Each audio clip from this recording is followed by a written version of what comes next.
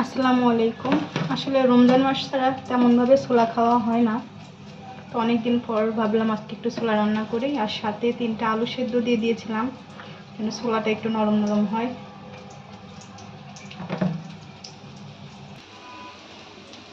এদিকে আমি পেঁয়াজ মরিচগুলো তেলে দিয়ে দিয়েছিলাম, ভাজা হয়ে গেছে, ছোলাগুলো দিয়ে দিলাম।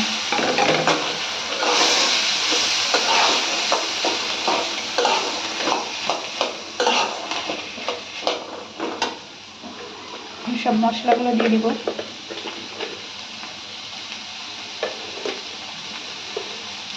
লবণ,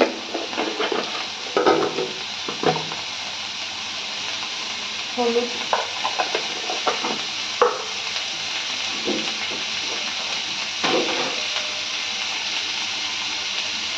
রসুন বাটা, আদা বাটা, একটু পেঁয়াজ বাটা,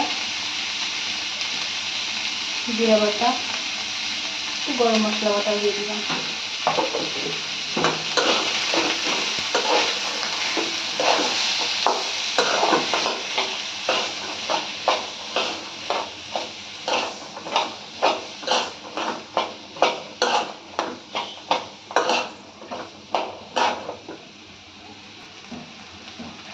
অল্প একটু পানি দিয়ে দিচ্ছি, একটু ঝোল ঝোল টাইপের করবো।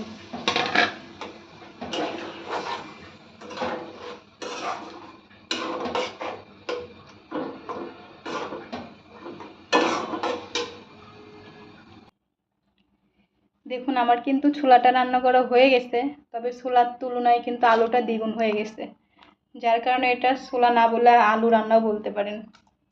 খেতে কেমন লাগবে জানি না,